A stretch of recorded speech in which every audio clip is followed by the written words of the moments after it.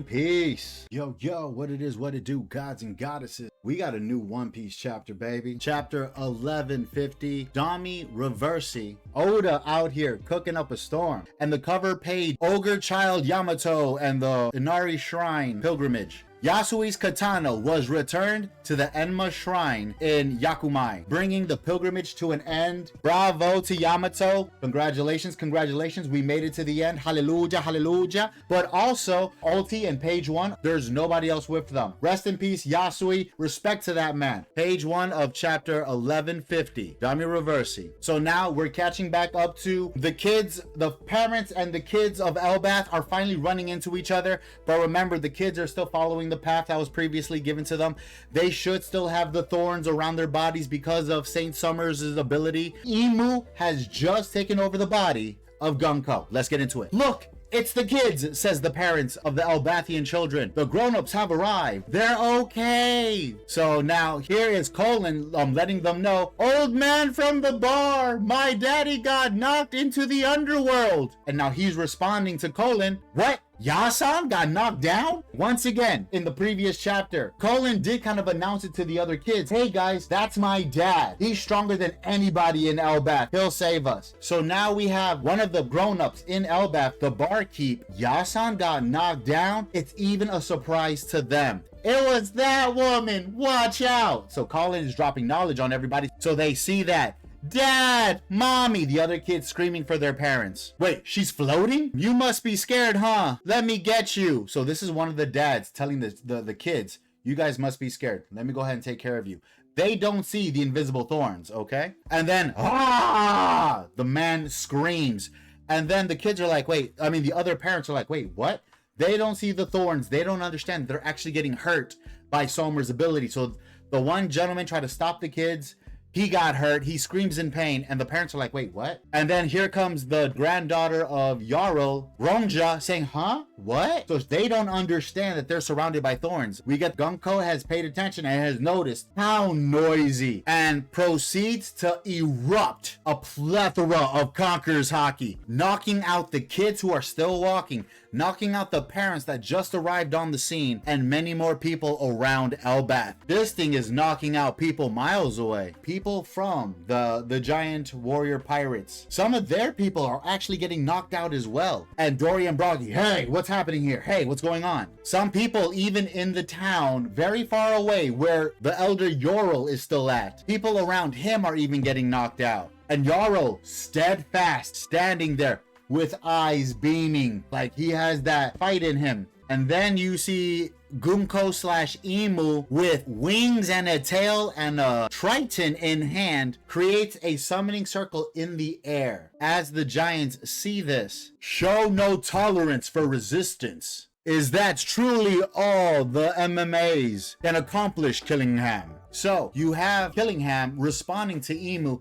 saying, but High One, I've kept mirror holes open. Monsters keep pouring out of the nightmares all over the island. They come from dreams where the ideal of death doesn't exist, which means I can bring them all back in a single word. I can bring them back whenever you want. I got you, Papa. So now, once again, the telepathic talking. Summers, guide those brats right away. And this is when Bastard's still alive. Usopp notices Somers is getting back up. Usopp's still tied up, but he's still looking over. Wait, that bastard's still alive? Like, Usopp got that fight in him. I'm loving it. As we can see in that panel, though, Brook isn't saying a word yet. This is where we get Jinbei popping out.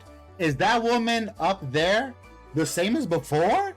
She looks different. Where are Luffy and the others? So now you have Nico Robin chiming in like, excuse me, what's going on here? Where's our monster trio at? Someone's acknowledging that. Where are they? Now here comes Nami with, oh, Luffy, Zoro, and Sanji. And Haruden too? Just when we need them. They're all down in the depths of the underworld. So thank you, Nami, for dropping that lore onto the rest of the Straw Hats. Now everybody knows. And now all you hear is, Jinbei turns around.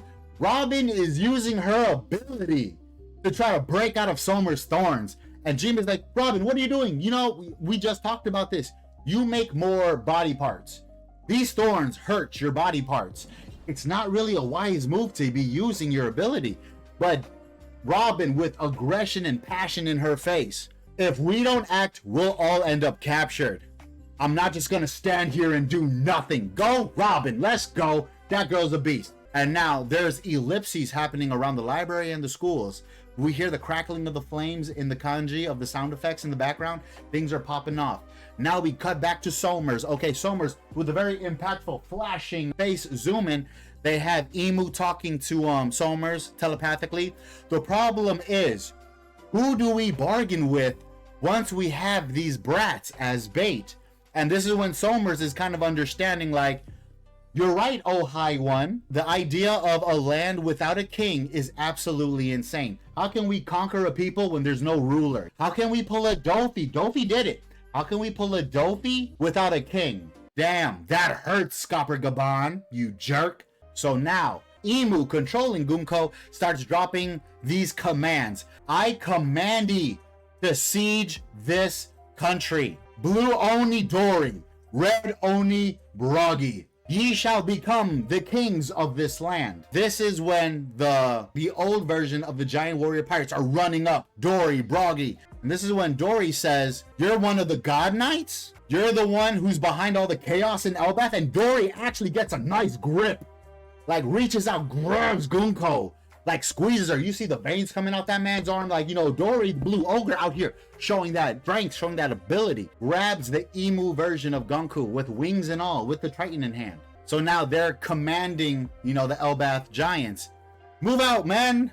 Yeah, yes, boss. Watch it, Bragi. You know, trying to, you know, say be careful, all these good things. And that's when we get, we're taking the kids back. How many of you are there? Like, yo, Dory out here talking good diggeries. You know what I'm saying? He out here showing that passion. He's showing why he's one of the captains of the giant warrior pirates. And then you have such a casual mother.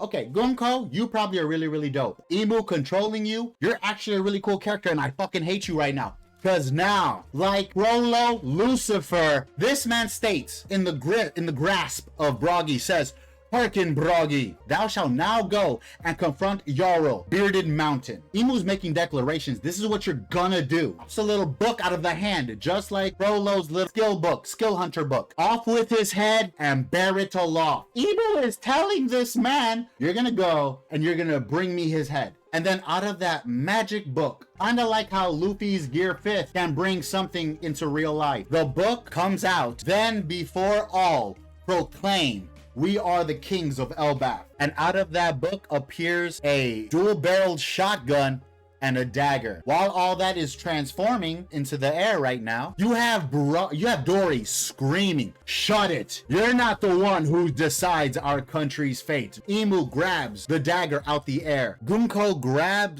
Emu grabs the dagger that came out of the book, stabs Bragi in the hand that is grasping her or him, stabs him. And as Dory lets go of the dagger, Emu grabs the shotgun. And apparently the shotgun's massive. Thou shalt not remain in that form. Proceeds to blast off Dory's wrist. Dory screams in pain, agony, pure agony, as his hand is severed by the blast. I shall grant unto thee the power of evil. Yeah, his arm! Other giant warrior pirates are freaking out. Gah! What? Boss! Everyone's panicking. Everyone's in a worry. No way. His is the strongest arm. And then that woman's gonna regret that. Okay, I love that. The other warrior pirates are so passionate. She's gonna regret that. Love that. And now Emu cuts them off again.